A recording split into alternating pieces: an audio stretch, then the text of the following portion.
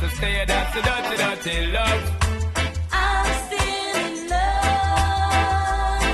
with you, boy. So girl, you don't understand that a man is just a man. So you are indeed familiar with this one. Smash international hit for Sean Paul and Sasha.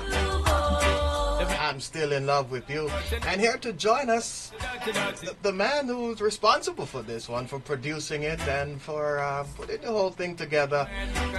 Record executive extraordinaire and producer, Murry Elias joins us once again. Murry, welcome back. It's always a pleasure to be here. Last time I think we just talking, we saw each other in November. That's right. When we passed through here with John Missouri and his book. That's it. Right? That was the last time we saw each other. Yes, indeed. Yes, indeed. And so, Murry, I have vivid memories of when this record came out. Sean Paul and Sasha, I'm Still in Love with You. Okay. And I remember the old to the new project that VP Records put out at that time in 2002 it was. Right. Right around the summer of 2002. I think it was maybe a little earlier than the summer, but go ahead. Yeah. And I mean, I was kind of excited about it because it's like a tribute to the Joe Gibbs classic, and that was like a part of the subtitle for the album. And I'm a big Joe Gibbs fan in terms of his musical catalog, so that makes two of us. Yeah, so that project, when I heard about it, was exciting for me. Well, thank you. Thank you. It was a fun project to work on. It had its headaches, okay, which we're going to talk about maybe a little bit tonight. Yeah.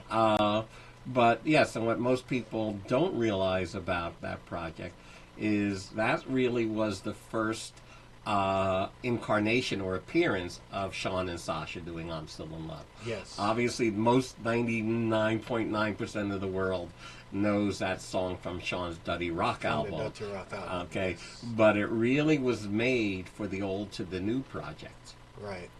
So. Right. Yeah, and I also remember at the time it was released on 7-inch. Exactly, 7-inch VP Records, but on a specialized Old to the New label. That's it. Okay, yep. Along with the 2 or 3 other songs that we also put out on 7-inch, and that's in part why I'm here today, because VP just recently reissued the Old to the New version of the Sean Paul Sasha 7-inch. Yes. Okay. I think with the British hole, like the tiny hole. Does it? I didn't notice that part. Yeah, and a nice little like kind of picture sleeve kind I of saw thing. the picture sleeve, right. Yes. So yeah, they did it up, and I guess figured, why not tell the story? This would be a good time to. A story that's kind of my friends and obviously people like Sean know the story, but it's really is a piece of reggae history. It also is kind of an insight to how sometimes records are made. Not every record was made this way. Yeah. Okay, that's why we're here to tell a story. If it was just so and so went in and voiced a rhythm and came out and it just happened to be a hit, there'd be no story to tell. That's it. That would be the story right there. Right, and that's how most reggae records are made. Yeah. Somebody just goes into the studio, voices on a rhythm, and that's how it became a hit. Yeah. But this has a lot more twists and turns and drama, and hopefully your listeners will enjoy it. I'm sure they will. Now, let's get started with the Old to the New project and how the concept for the project came up. Okay. This was early in my early days at VP. I started at VP Records in 1999. Mm-hmm. And just maybe going slightly off topic, when they hired me at VP or they were interviewing me, the one condition I had in 1999 was, I'll work here, but only if I could work with Sean Paul. Mm-hmm. Okay. And in 1999, Sean Paul, was a nobody. Even in VP, he was a nobody. Mm-hmm. If you look at 1999, the landscape of reggae music in 1999, you know, there were 25 other artists bigger than Sean Paul. Yeah. You know, Yeah. Capleton, Sizzler, Beanie, Bounty, Vegas. I mean, I could go down the list. War 21. I mean, Pete Lexus, people that, you know, you don't think much about today were bigger than, you know, Red Rat, you know, Yeah. Goofy. Yeah. I mean, there were just so many, you know, and Sean was literally in the back of the bus, you know, in VP, you know, behind all of those other artists. What was it, though, about Sean Paul that you made that condition as part of your employment with VP Records? I'll try and keep this part of the story short. Okay. Prior to that, I was working at a company called Bud's Distribution. It was a vinyl-only, mostly hip-hop company where we distributed vinyl all over the world. Okay, all of America, all over the world. Japan, Germany, France, England. And I started a reggae division there. Now, I've known Chris and the Chins since, you know, they first came to America in 79 and opened up VP. You know, that's how long we know each other. Yeah. But at Bud's, I developed a reggae division of selling vinyl 12-inch reggae. And if you also remember something about 1999, vinyl 12-inch in the reggae world was dying. It was. It was all 7 inches. The 7-inch was making a comeback. Not comeback. I would say at that point it was a takeover. Okay. And VP was in the midst of winding down their 12-inch business. And here I was calling saying, I need vinyl 12 inches on, and I'd give them like 15, 20, 25 titles. And they go, we don't press them anymore. And I said, well, how about if you press them exclusively for me? No returns. You know, and, you know, I'll take what we press and I'll get rid of it and I'll come back to you with more orders, I promise. Yeah. And they said, all right, we'll take a chance. And by the end of the first year, I was doing $250,000 in vinyl reggae 12 inches, not just from VP, but from, you know, wherever I could get them. Overall. Okay. Excuse me. So I noticed as I was selling the 12 inches, you know, there was this guy named Sean Paul, who I'd never heard of. And I'd listened to them. And VP was still selling some new 12-inch, like on the, what was the Zim Zimmer rhythm. You know, there was Infiltrate. Yeah. You know, Sean had songs that most people in Jamaica put at the end of the juggle. Right, okay, right. Okay. But I was hearing these, I go, if I was still DJing, because I used to be a DJ. Yeah. I would be playing these songs right up front. Okay. And I would tell my customers, oh, you're going to take 10 of Beanie, you're going to take, 10 of Vegas, you'll take 10 of Bounty. Take 5 of this new guy named Sean. We never heard of him. Trust me. They would come back. Next time they'd order 10. Uh-huh. Okay. And I just started to see that there was something about him, regardless of what Jamaicans were saying about him.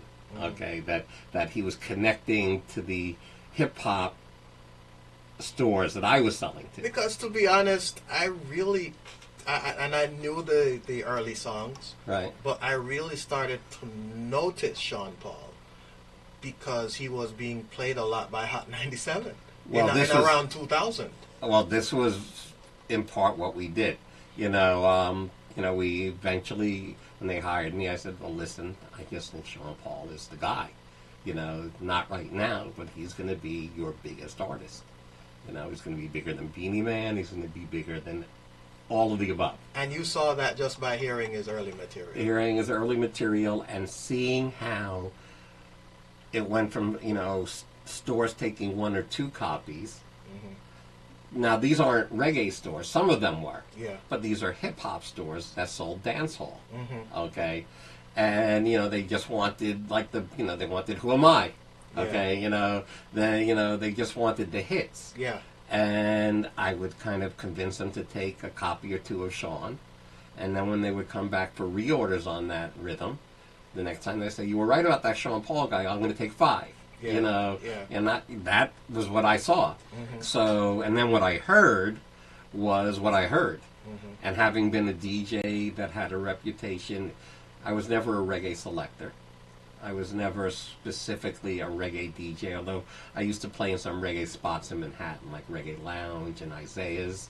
Okay, but I played in, the mega dance palaces of New York.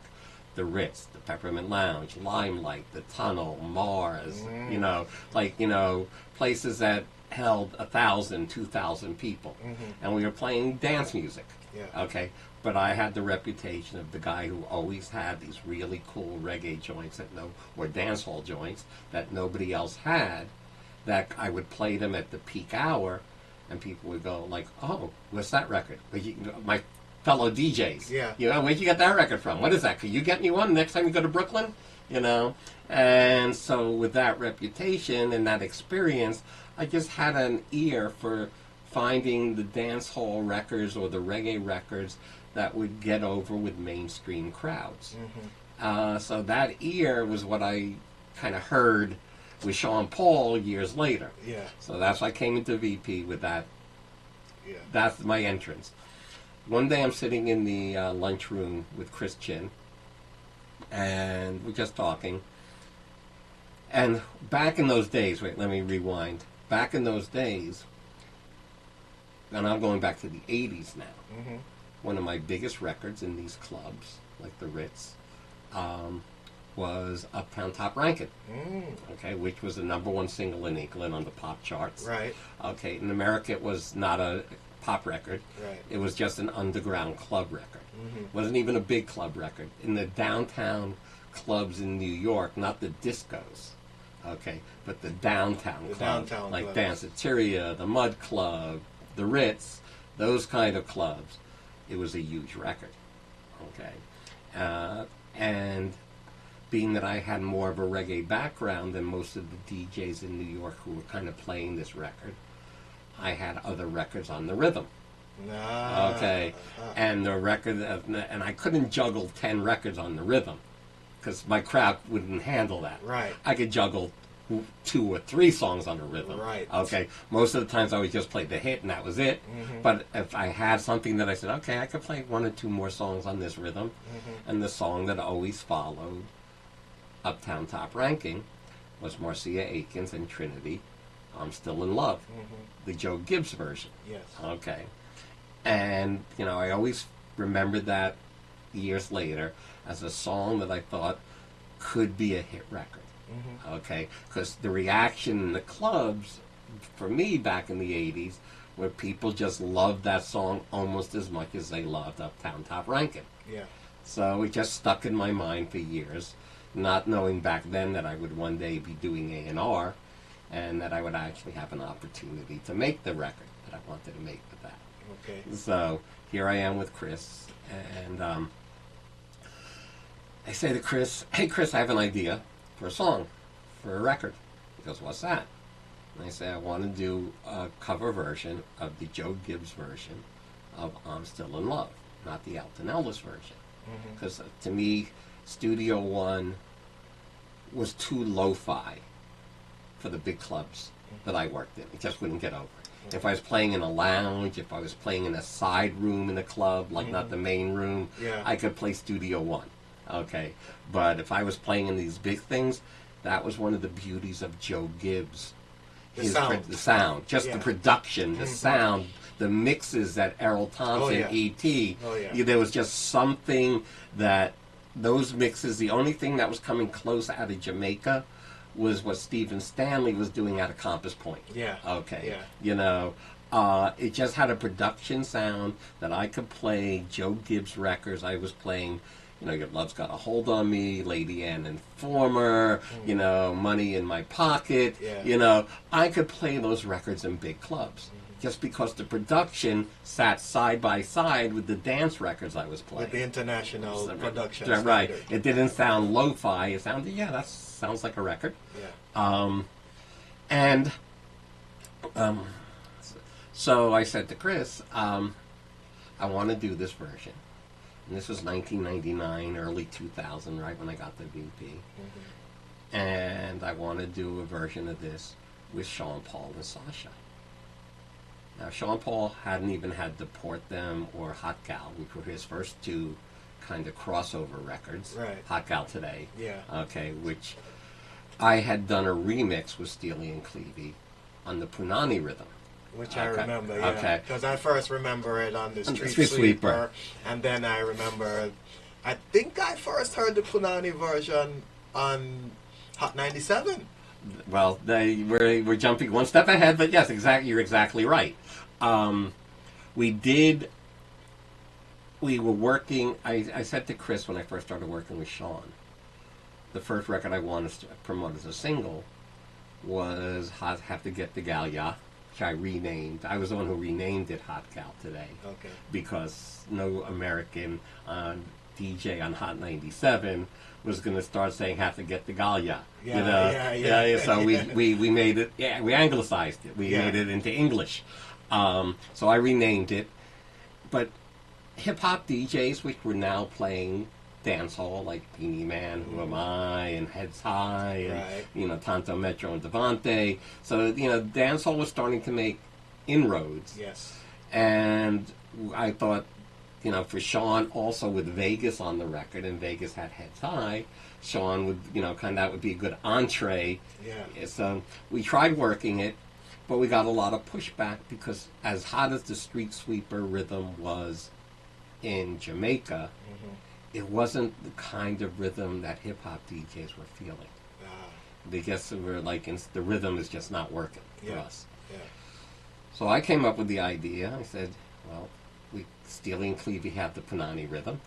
It's their rhythm. Let's put this on the Punani rhythm. And that's a rhythm that hip-hop DJs would play. Yeah. And that's what we did. We called Steely and Clevie. I said, I have an idea. I want this song remixed on the Punani rhythm, and they did it.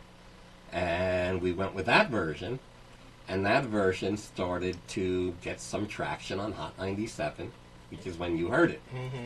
As that record is starting to get traction on Hot 97, and also down here on Power 96, when back in the 90s and early 2000s, Power 96 was a powerhouse for dancehall. I would say Power 96 was more important than Hot 97. Oh, really? Oh, yeah. Very interesting. That's where Sean Paul broke. Sean Paul didn't break because of Hot 97. Sean Paul broke because Gimme the Light broke on Power 96. It was a Miami record. Black Shadow. Black Shadow, that's correct. Joey Buttafuoco. Yeah. Okay. It was their record. They took it to Power 96. They broke it. It was on Power 96 less than a week when I had a meeting with Sean in my office, and Sean was tearing me a new one, saying, I have a record on Power 96 and you don't even, what are you guys doing about it? And I go, what record are we talking about? And he says, Give Me the Light. And that's how I discovered it was on Power 96. Then we took it to Hot 97. Okay. So Power 96 was absolutely a major player, right up there with Hot 97, and sometimes more important than Hot 97 in terms of breaking dancehall. Not just Sean, but dancehall.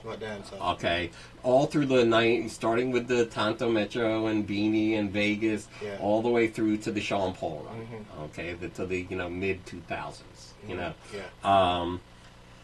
So back to where we were, and I said, so I want to do this record with Sean Paul and Sasha, who I was already knowing I was going to start working her old record on the bookshelf. Okay, Sexy Body. Okay, which had been out for a year or so, and as we're working Hot Gal, to port them on the bookshelf also started to make some noise. Okay, and all of a sudden we had two records by Sean Paul on Hot 97 and Power. To port them and Hot Gal. Yeah. All right, so suddenly Sean has two records. Yeah, and that kind of brings to my memory, I was hearing both of those songs around the same time, at the same time, at the same stations, which, was the beginning of the journey with Sean Paul as a crossover artist. Right. And of course, because of the port them, now I had a platform for Sexy Body. You're playing this, play this. Yeah. Okay? And that's what we did. So I proposed to Chris, let's work, I'm going to be working Sexy Body. We see where Sean's going to be heading. Now, mind you, at this point in the proposal, neither of these records were happening yet. Okay? This is before any of these records crossed over. I'm just saying this is what we're going to do with these artists, because then one day they will be crossover artists. Okay. All right? And I want to do it with Steely and Clevie, because this will be our no, no, no. Okay. What Steely and Clevie did with Don Penn and with Studio One, the tribute to Studio One album, we're going to do with Joe Gibbs and I'm Still in Love. Okay. And we're going to make this, they're going to bring their magic to the same magic they brought to Don Penn. They're going to bring their magic to this rhythm. Okay, the I'm Still in Love rhythm, the Uptown Top Ranking rhythm. Right. Okay, the Alton Ellis rhythm, whatever you call it. And Chris said, okay, he says, sure. And I said, no, Chris, this is going to be a huge crossover record. This is going to be bigger than No, No, No. He kind of looked at me, rolled his eyes, kind of the same way he rolled his eyes when I said Sean Paul's going to be a big star. Okay, as long as it doesn't cost me a lot of money, whatever you say. So let's make this record as long as it doesn't cost me a lot of money. Okay. All right. And that's how we started this project. So we called Steely and Clevie, and I proposed the idea to them, and they kind of look at me and they say, okay, well, it's a check, we'll do it. We don't necessarily see the vision. It's not what they said, but you could tell. Like, just, well, Murry, you pick the songs. You pick what artists you want on the songs. Okay? Because the tribute to Studio One was just the original artists. On the song. Right. What I'm doing is old to the new, mixing the old and the, Sean Paul and Sasha doing I'm Still in Love. Yeah. What was one of the other ones? You had Luciano and Mighty Diamond, and Anthony B and Culture. Right, mixing the old to the new. Yeah. So it was a twist on what they had already done. Yeah. But I don't think their attitude was, we'll be the musicians, we'll voice the records with you, we'll lay the tracks. We know what you want. We know you want the real vibe of the old stuff, but you want it updated and punchier, and not hip hop, but something that could blend with hip hop. Okay, and to their credit, they did exactly what they needed to do, what we wanted. They nailed the rhythms on that album. Yes. Okay. Yes. But I said the first single is going to be "I'm Still in Love," which is going to be the no, no, no of this record. And they kind of looked at me and like, what are you talking about? And I said, this is going to be it. And we're going to put Sean Paul with Sasha. And Steely, no, Murry, no, you can't put Sasha on that record. Sasha can't sing. And I'm like, why can't we put Sasha on the record? She can't sing. And I go, I'm not looking for perfection. I'm looking for the vibe that she had on Sexy Body. It's not the greatest vocal performance of all time, but she nailed that record and had the perfect vibe for it. And she's going to have the vibe. No, we want Marcia Akins on it. We want this one, And I go, no, you can't put Marcia Akins on it. And she said, why not? And I said, Steely. And mind you, I've been working with Steely and Clevie since 1988, my Profile days. Yeah. Steely and Clevie and I were friends. We had a great relationship. That's why I was able to call them and propose this and know that they would say yes. Because we had a very good, long time working relationship. Right. And we're actually very good friends. And mind you, Steely discovered Sasha. I was aware of that. Her very first record ever was Kill the Bitch with Steely and Clevie. Right. Okay. So I'm like, why are you giving me pushback? This is, no, we'll do it with Marcia Akins. And I said, Steely, And you know, Marlon, No was a monster record. Yes. Huge. Yeah. Okay.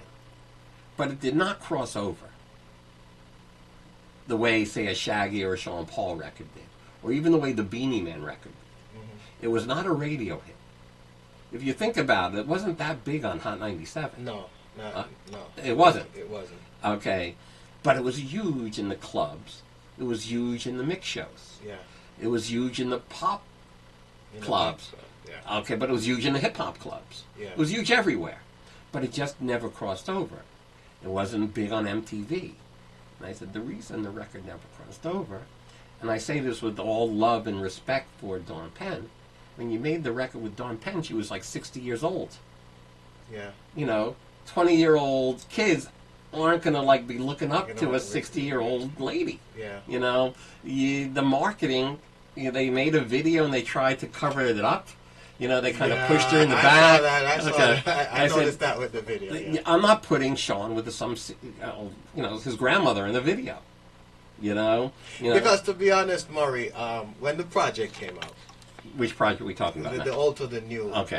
And when I'm Still in Love with You came out, when I saw the other pairings, when I saw Junior Kelly and J.C. Lodge, when I saw Anthony B. and Culture, I said, well, why isn't Marcia Akins with Sean Paul?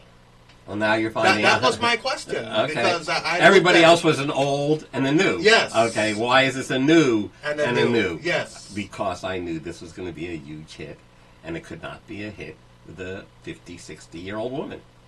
Mm-hmm. That's not the market. Yeah. Because, we were living in the year 2000 in MTV BET time. Right. Okay. And everything would be driven by a video.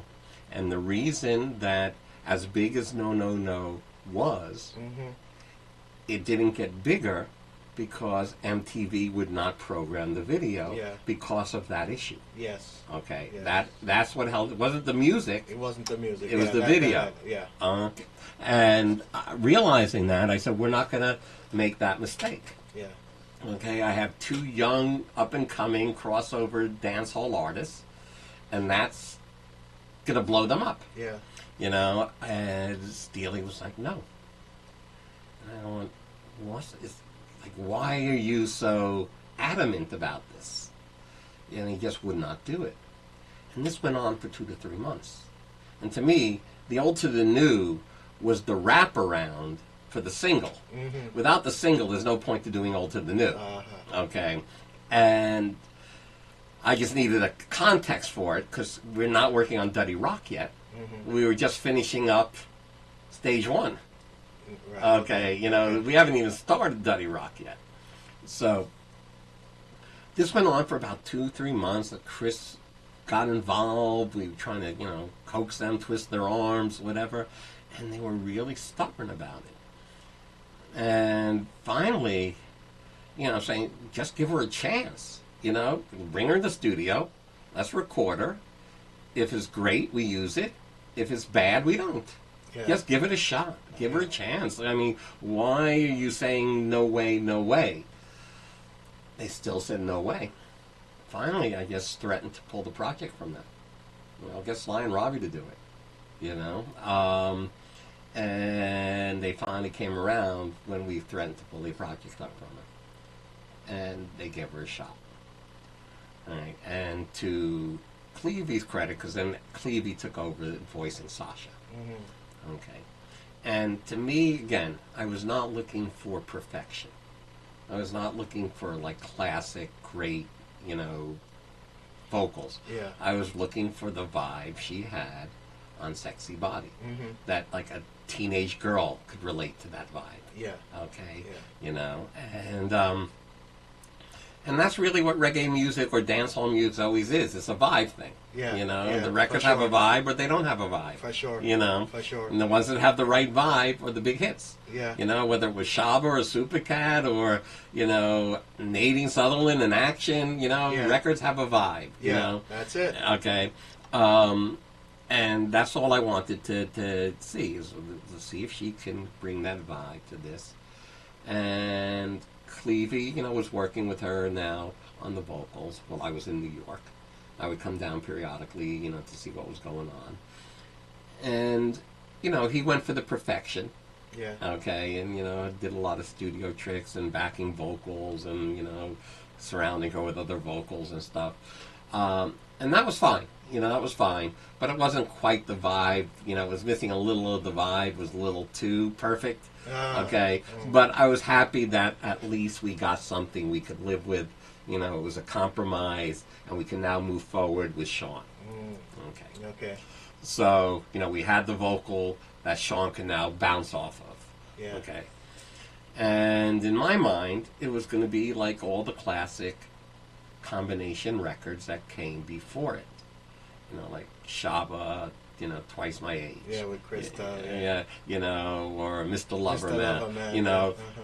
singer, DJ, singer, DJ, singer, DJ. Yeah. Fire, ice, fire, ice, fire, ice. Okay. That's the formula. Right, it's the formula, and why break it? Yeah. So, but for Sean, I wanted to be in Jamaica when he voiced. So I flew down to Jamaica. We had a session arranged with Steely and Clevie in their studio in New Kingston. I was staying at the Pegasus. The day of the session, I woke up in the morning with 102 fever, doubled over and with stomach pains. Ooh. I don't know what the hell was going on, but I was dying.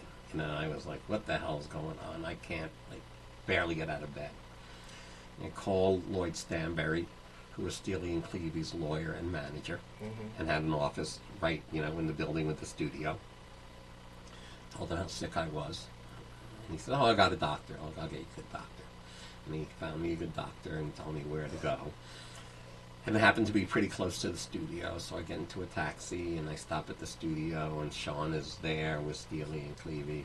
And I said, guys, I'm dying, you know, I'm really, really sick. I need to go to the doctor. You know, Lloyd gave me a doctor to go to. I can't be here for this right now. I gotta, you know, I don't know what's going on. And they said, don't worry, we got this. And I said, yeah, Sean, turn this out. Now, Sean was like, you know, not a star yet, and he was probably wondering, why is he doing an old school reggae song? But, you know, I'm his A&R guy, and he, you know, he liked me, and he was probably like doing me a favor, but I don't think even he had expectations at this point. Okay. You know, I think it was more like, okay, Murray, you're my A&R guy, I kind of like you, you know, it's whatever, it's not for me, it's for this album, you know. Yeah. Okay, so no problem. I go to the doctor, get out of the taxi, sitting in the parking lot, like kind of legs over his like car, like sitting down in his car, rolling a split, is Beanie Man. So like, oh, okay, well, if Beanie Man's here, it must be a good doctor, you know. So I go over, hey, because I made the Murderer record with Beanie Man with Dave Kelly. Right. So I go over, hey, Moses, what's up? You know, he goes, what's going on? I said, I'm really sick. How's this doctor? He goes, hey, yeah, you're fine. You're good. It's actually, I'm here for my girlfriend to pick something up, but he's a good doctor, you know. So go into the doctor and tell him what's going on. And I said, I think, you know, I had 102 fever, and my stomach is killing me. He goes, what's so weird in your stomach? I go, right over here. He goes, you have appendicitis. I go, what do you mean I have appendicitis? He says, well, your appendix is on the right side. I go, yeah, but that doesn't mean I have appendicitis. You know, you haven't done anything. He just looked at me, you know. He says, we're going to have to remove your appendix.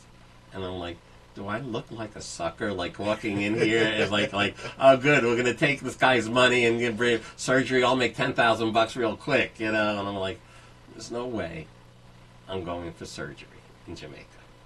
You know, I says, I'll go back to New York and look at this. If you have appendicitis, you can't get on a plane, because if you get on a plane and your appendix bursts, you'll die. You know, that's a risk I'm willing to take. And he says, I said, you haven't stuck a tongue depressor down my throat. You know what I mean? You haven't done anything, and you're ready to remove my appendix. He goes, okay, well, let's send you to the university hospital, get some x-rays or MRIs or whatever it was they wanted to give me. So now I'm going to spend the whole day in the hospital instead of in the studio. Yeah. Okay. So I go, and there all day. They do the tests. Nothing wrong with me. Go to the studio. They're already done. Okay. Get on a plane the next morning, because I'm going back to New York to figure out what the hell's wrong with me. But by the end of the day in the hospital, I'm feeling better. You know, I'm already turning around. Yeah. All right. But I'm going back to New York. Unbeknownst to me, on the plane with me was Sean. And I say, hey, what's going on? We arranged to sit next to each other. And we're talking on the plane. I said, how'd it go yesterday? He vexed. What's the matter? He goes, working with Steely was really tough. Steely had a reputation. I've spoken to other artists. I know Steely's reputation. He makes artists miserable. Okay. And I'm going to say this about Steely because, you know, he was my friend. Steely has a really rough demeanor. Yeah. Okay. I've heard about it from a few artists. Yeah. He can be a pretty brutal guy. Yeah. All right. He's a brilliant musician. Yeah. Okay. Incredibly talented and also really brilliant. A smart guy. Yeah. Okay. His demeanor comes across as somebody very, for lack of a better word, ghetto. Okay. Just not educated, speaks with that kind of street, you know, and really kind of rough and rugged kind of guy. But he was a brilliant guy, not just musician-wise. He was a smart guy. And he was really the creative force with Steely and Clevie. Not taking anything away from Clevie, but he was the guy who ran the sessions. He has, you know, Sean just said it was just a really rough session. He wasn't really in love with what he did. So when I get back to New York, I call Steely and Clevie. I asked them to send me a rough. No. We're not ready to send you any roughs. I want to hear what Sean did. No, we're not ready. For the next few weeks, got nothing from them. Few weeks and you couldn't get a rough? I had to go back to Jamaica for something else, and when I finally went into the studio with Steely and Clevie to continue working on other songs on this project with them, they played me the rough. And I was like, you know, it wasn't what I wanted. Okay? And they only played it for me once, and that was it. And eventually, we're getting ready to mix. And I said, well, there's only one person I want to mix this record. Who's that? Stephen Stanley. Okay. You know, he's the only one in Jamaica that has that magic touch. You know, having done all the work at Compass Point, and having worked on Grace Jones, you know, having worked with, you know, everyone from Duran Duran to, you know, Talking Heads and B-52s. I mean, and even the Gussie Clarke records that did well in the R&B hip hop market. He did absolutely special touch on those. Too. Absolutely. Twice My Age and the Telephone Love. He did most of those. Absolutely. Soulja, I think, did some here and there. Did some, yes. But the ones that I think really popped were Stephen Stanley. He had the magic touch. It wasn't just Compass Point. You're right for reminding me. It was really the Gussie stuff that made me, you know, go, there he is. It's not just working in the crossover vein. It was also what he did with Gussie. And so we agreed on that. All right, we go into the session. And Steely and Clevie, I have a picture of me, Steely, Clevie, and Stephen Stanley at that session on my phone. It won't pick up on your camera though, so it's not worth it. So, going to the session, and now I'm getting ready to hear it for the first time, really again, right, with all of it, Sean and Sasha and everything. And right away, we were like at each other's throats in this session. You know, I didn't like the way they were EQing Sasha's vocals. It was sounding too old, like too professional, too good.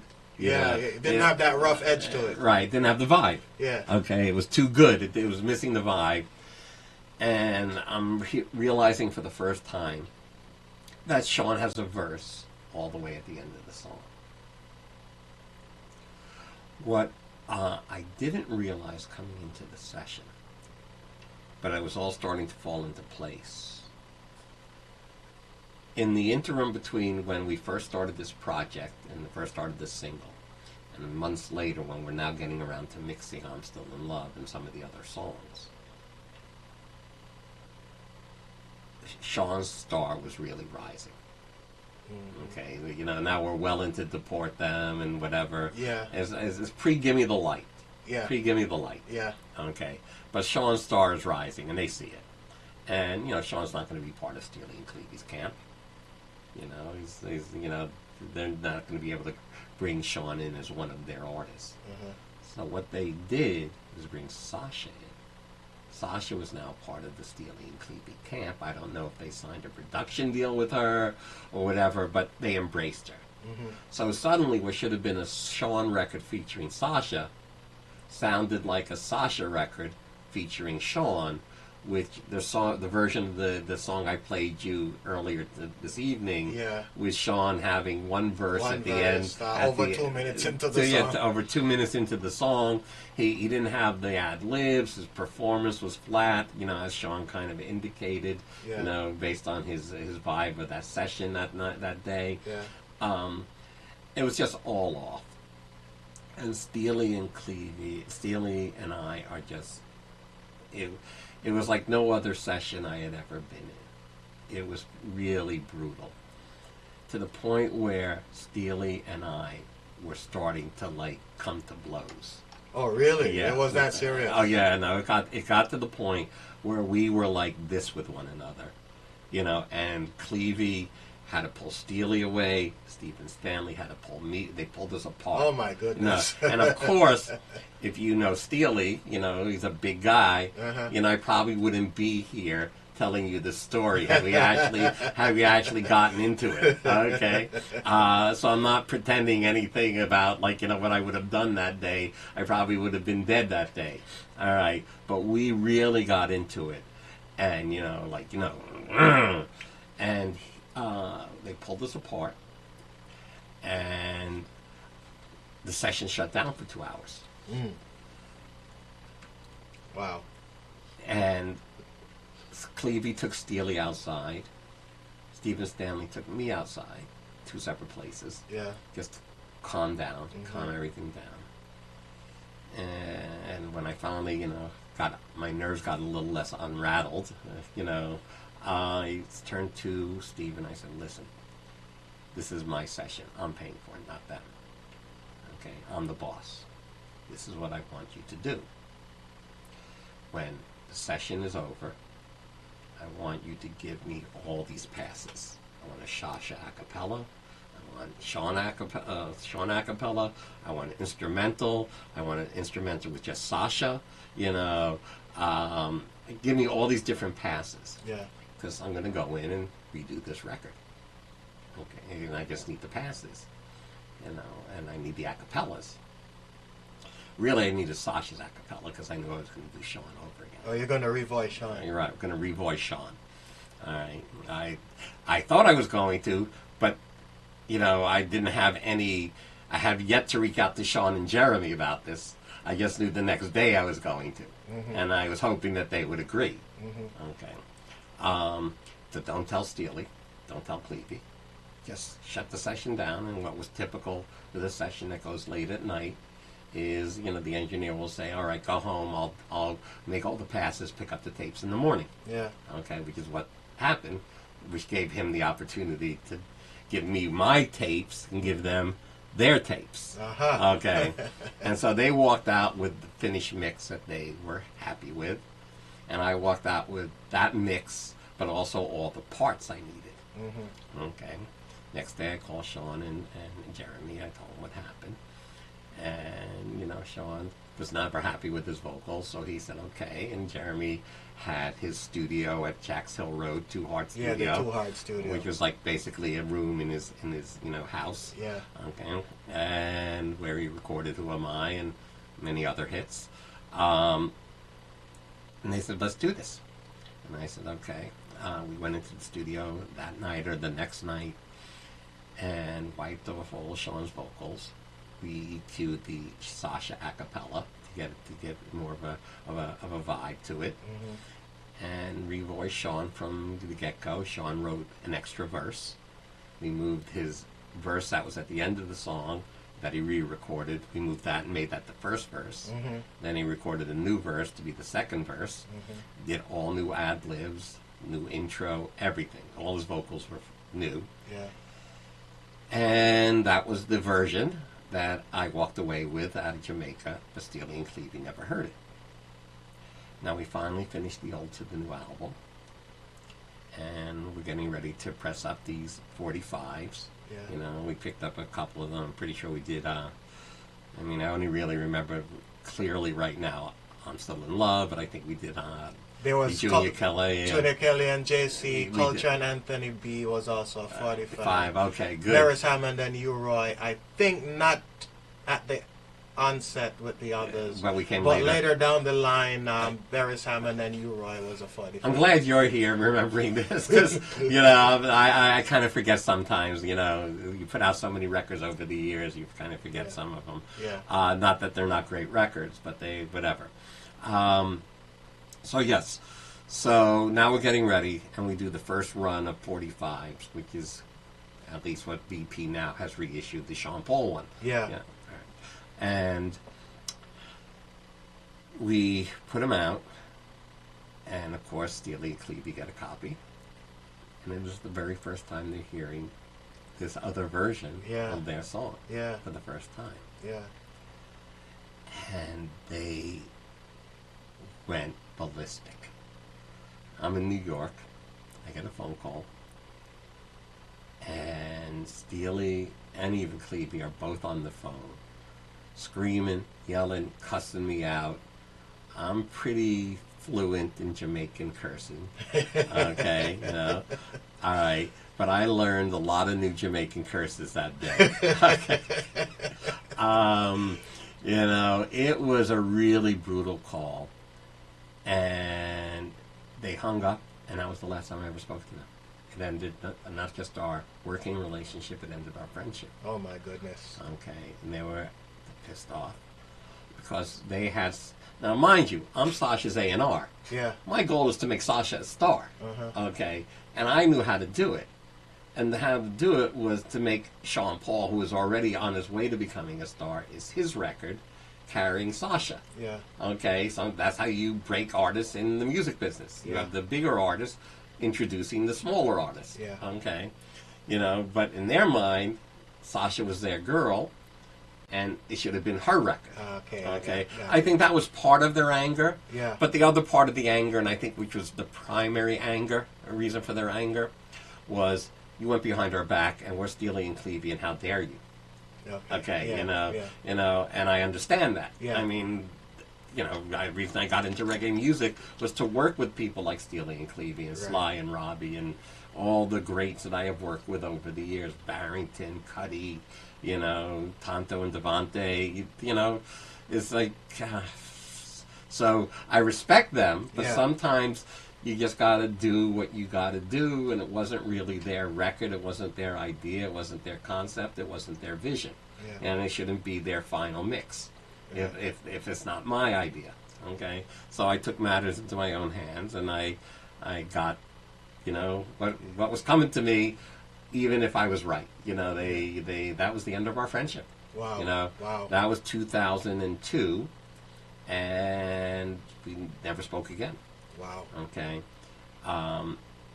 Now, it wasn't a big hit, as you know, with I'm Still in Love as part of Old to the New.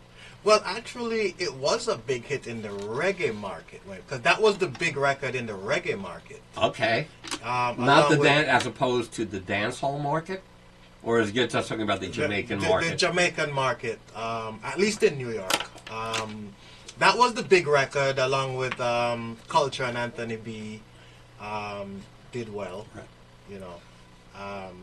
It didn't connect, though, to the crossover or hip-hop market. Not initially. Not initially. It was probably a year or so later. I think a lot of Jamaican selectors like yourself liked the records, they appreciated it, but it wasn't competing with the hottest stuff in the reggae market at the time. Yeah. It was something everybody liked and embraced and had a sentimental spot in the...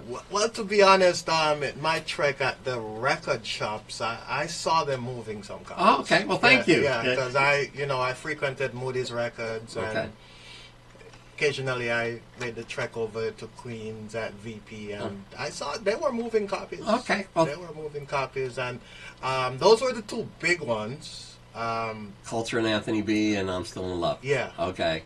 Yeah, and I know JC and Junior Kelly got a lot of radio play. Yeah, that, you want to know something? I heard that more than I heard. And that was actually the first song I heard from the project. Okay. Yeah. Listen, it was a project I was very proud of. You know, something I really just enjoyed doing. Most of my career in reggae music has been cherry-picking songs from Jamaica and trying to turn them hits in America or the world. That's your specialty. Right. That's what I've done most of my career. Mm-hmm. You know, this was an album that wouldn't exist without me.